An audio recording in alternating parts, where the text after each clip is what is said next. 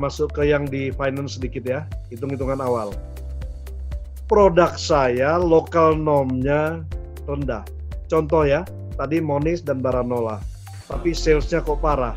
Sedangkan ini bisa nasional, bahkan internasional, global. Ini parah. Ada sesuatu apa? Oke, saya hire orang-orang pinter, saya hire orang-orang bagus untuk berpikir dan untuk di mana tadi? Brainstorming. Growth saya mau sekian, tentu tidak langsung ya. Tentu dengan realistis, tahun pertama kita akan meningkatkan sekian menurut kalender. Dari kalender itu baru diterjemahkan ke semuanya. Jadi inilah penentu bisnis ini mau kemana. Pertumbuhannya harus berapa? Kemampuan kita harus apa? Ini harus mampu menyerap semuanya. Profitability kita. Sekarang margin kita sekian persen, harus menjadi sekian persen. Dari mana? Bicara cost turnover, bicara soal ini yang bisa menurunkan, bicara ini yang operational cost-nya. Maka margin kita akan naik melalui itu. Melalui harga, melalui brand appeal, yang tadinya kita memang mereknya bla bla bla, sekarang kita bisa produk tertentu setara dengan Toro Breno. Kenapa saya menyarankan ayo kita tembak ke Eropa, mulai dari Belanda, supaya menaikkan derajatnya. Kita angkat dulu ke Eropa, barang-barang yang memang standarnya bisa, kita sejajarkan dengan barang-barang impor gitu aja. Yang harganya 60% harga impor. Semuanya higienis, bla bla bla, melalui yang bla bla bla bla bla, sehingga saya perlu modal sekian, nanti khusus finance kita hitung-hitungan, kita mau sekian, kalau begitu kita harus ngapain, ayo kita bicara, yang produk seperti apa, yang ini seperti apa, inilah ngumpul di sini, tim-tim inti ini, untuk bicara. Mereka sangat memahami karena mereka berurusan dengan ini, mereka berurusan dengan ini, mereka berurusan dengan ini, mereka berurusan ini, dan ada yang di sini. Jadi bagaimana kita mau berkembang, bla bla bla bla, yang dinikmati oleh seluruh orang yang di sini. Ikut senang, ikut makmur. Tentu yang punya perusahaan harus paling lah ya. Tapi kita tidak mungkin bisa cari uang segitu kalau di luar. Karena di sini pimpinannya berbagi sesuai porsinya. Karena risiko bisnis tetap owner yang menanggung risiko. Tentu dia dapat berapa. Tentu hitung-hitungannya kita bisa hitung nanti.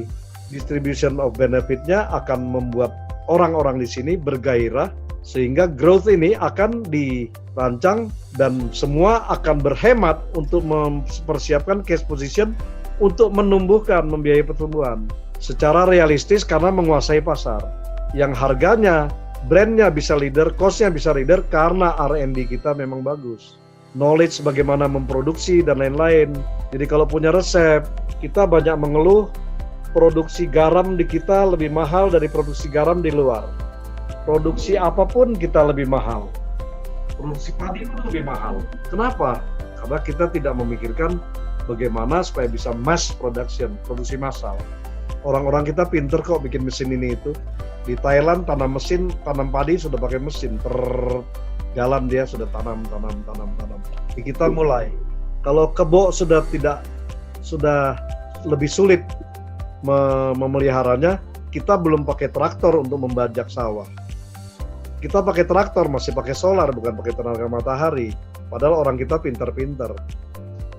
Karena ininya kita tidak ada, semua menadah, tangannya menadah. Pemerintah belum, maaf ya. Maaf. Pemerintah sudah, coba, ketika yang di atas mengurusi terlalu detail, kita bilang dia terlalu detail. Ketika dia kasih kebijakan dan kasih dana dan kasih ini itu, kita bilang dia belum mendukung R&D. Yang bisa R&D masa pemerintah. Kenapa negara Taiwan kuat, di Cina kuat? Karena R&D dan lain-lain di swasta, pemerintahnya regulasi dan kebijakan. Jadi R&D-nya memungkinkan bagaimana berpikir, kalau perlu nyontek, kalau perlu jalan-jalan piknik, kalau perlu pura-pura mau beli mesin, ahli mesin akan menceritakan gini gitu. Saya 5 tahun yang lalu konsorsiumnya gagal, tapi mengutus saya visibility study tentang pabrik papers, issue dan lain-lain itu dan keluarganya. Itu 1 tahun sebelum Procter & Gamble menaruh uang 1 triliun untuk bangun pabrik di Bekasi ya. Bekasi apa Cikarang, lupa saya. Ke pabrik di Cina, ini itu, ke pameran di ini. Wah, luar biasa pengetahuannya, produksinya.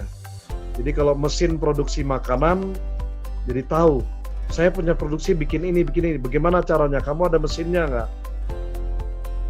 Pameran untuk tahu siapa saja sumbernya. Sekarang melalui internet bisa minta, bisa cari. Supaya bisa mendukung target ini, ambisi ini. Ini ambisi siapa? Ambisi owner dan ambisi para think tank, para tim inti. Kemudian diterjemahkanlah melalui apa? Brandnya harus seperti apa? Supaya dia tajam, cepat, dan transformatif harus seperti apa? Supaya dalam kendali yang penuh seperti apa? Business unit harus dipecah sedemikian sehingga pengendaliannya bagus. Kalau eksternal dianggap anak usaha bikin PT baru, kita rugi di pajak karena pajak bertingkat. Masuk internal saja, kecuali sudah besar sekali mau nggak mau. Business unit ini bisa sudah terlalu besar sehingga perlu ada gugus tugas khusus. Kayak gugus tugas COVID ini adalah yang sementara. Ketika ada krisis, bikin gugus tugas untuk membantu menajamkan ini, mempercepat dan mentransformasi. Dan semuanya dalam rangka membentuk brand kita yang membidangi profitability, longevity, dan desirability. Kita masuk ke sini, desirability, profitability, dan berapa tahan lapang. Seberapa orang suka sama kita, seberapa daya profitability kita, harus cost leader, profit leader. Orang lain sudah rugi, kita masih untung. Berapa lama kita bertahan. Kemudian Selamat Biskuit, sudah sejak saya SMA, saya kuliah tahun 75, jangan-jangan belum lahir teman-teman.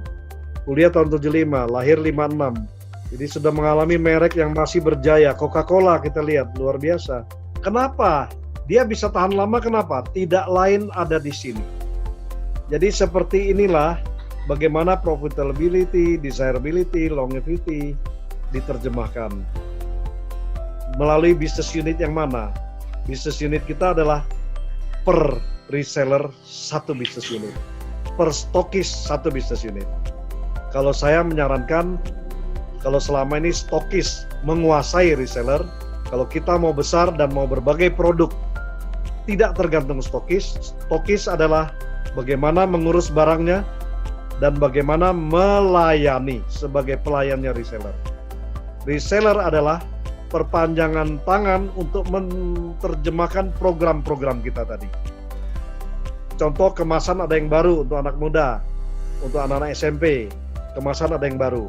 Ini kita training, ini dia ganggu ke warung-warung di sekitar SD, di sekitar SMP. Digantung yang banyak di sana. Gantung yang banyak, sehingga anak-anak SMP itu begitu ke warung dia lihat, ih bagus ini kemasannya, dari mata turun ke hati. Ini program-program cutting edge untuk mendongkrak growth. Semoga kelima ini sudah lebih jelas lagi dengan contoh-contoh nyata.